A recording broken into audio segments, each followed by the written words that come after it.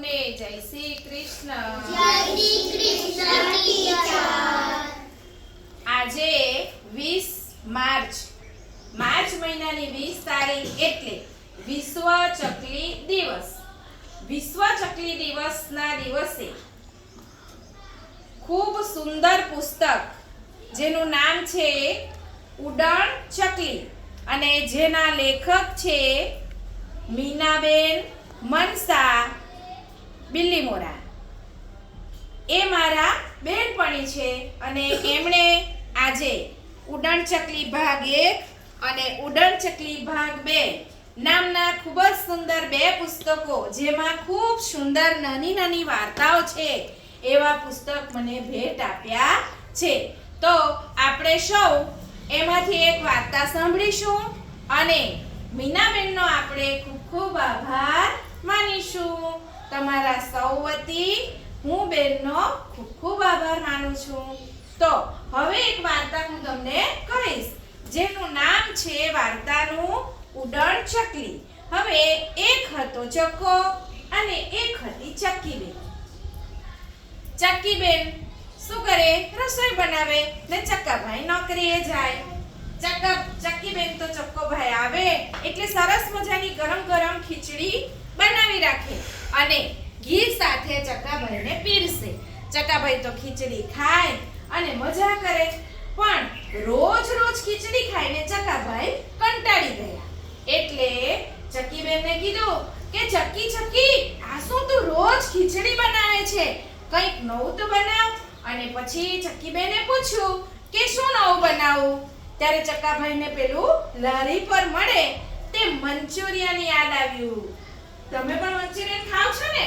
હા. એટલે ચક્કાભાઈને મંચુરિયન ખાવાનું મન થઈ ગયું એટલે એમણે કીધું કે ચક્કીબેન જો હવે તારે સરસ મજાનું સુગંધીદાર મસ્ત મંચુરિયન બનાવવાનું. ચક્કીબેને કીધું સારું હું મંચુરિયન બનાવી દઈશ, તમે બધું મને બજારમાંથી સામાન લાવી આપો. એટલે ચક્કાભાઈ તો બજાર ગયા. એણે તો સરસ મજાની કાપડની થેલી લીધી અને પછી મંચુરિયન માટે જેટલી સામગ્રી જોઈએ તે બધી લાવીને ચક્કીબેનને આપી દીધી. ચક્કીબેન તો મંચુરિયન બનાવવા લાગ્યા. રેસીપી જોતા જાય અને બનાવતા જાય એટલે સુગંધ આવવા માંડી. રવિવારનો દિવસ હતો.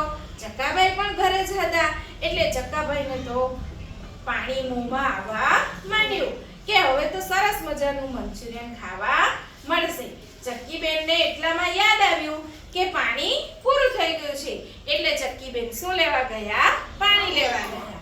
અને એટલામાં ચક્કાભાઈએ જોયું અને સુગંધ આવતી હતી. સરસ મજાનું મંચુરિયન દેખાતું હતું એટલે એને તો ઝાપટવા માંડ્યું. ચક્કાભાઈ તો ખાવા માંડ્યા. ખાતા ગયા. ખૂબ સુંદર મંચુરિયન, ખૂબ સરસ ટેસ્ટી, એકદમ સ્વાદિષ્ટ. એટલે ચક્કાભાઈએ તો બધું મંચુરિયન ખાઈ લીધું. ફક્ત 2 મંચુરિયનના જે પકોડા હતા તે ચક્કીબેન માટે રહેવા દીધા અને પછી મસ્ત આરામથી સૂઈ ગયા. ચક્કીબેન તો આવ્યા અને જોયું કઢાઈમાં તો મંચુરિયન બધું પૂરું. એટલે ચક્કાભાઈને પૂછ્યું, ચક્કાભાઈ તમે આ બધું મંચુરિયન ખાઈ ગયા? ચક્કાભાઈએ કીધું હા મને તો ખૂબ ટેસ્ટી લાગ્યું, સ્વાદિષ્ટ લાગ્યું એટલે મેં તો બધું મંચુરિયન ખાઈ લીધું. પછી તો ચક્કીબેન કહે સારું કઈ વાંધો નહીં. એટલે ચક્કીબેને જેટલું મંચુરિયન બચ્યું હતું ચક્કીબેને તે એટલું જ મંચુરિયન ખાઈ લીધું અને પછી ચક્કાભાઈ તો સૂઈ ગયા. થોડી વાર થયું એટલે ચક્કાભાઈને તો આમ પડખું ફરે તેમ પડખું ફરે અને ચક્કાભાઈને શું થવા લાગ્યું? પેટમાં દુખવા લાગ્યું. કારણ કે વધારે પડતું મંચુરિયન ખાધું હતું એટલે એને પેટમાં દુખવા લાગ્યું. એટલે શું કર્યું? ચક્કીબેનને વાત કરી. ચક્કીબેને કીધું કે આ તમે વધારે પડતું મંચુરિયન ખાઈ લીધું છે એટલા માટે જ તમને આ પેટમાં દુખે છે. પછી તે લોકોએ વૈદ્યને બોલાવ્યા અને દવા લીધી. જેમ તેમ કર્યું ત્યારે ચક્કાભાઈને પેટમાં સારું થયું અને પછી ચક્કીબેને હસીને પૂછ્યું ચક્કાભાઈ હવે શું બનાવું? ત્યારે ચક્કાભાઈએ શું કીધું? મારે તો ખીચડી ખાવી છે.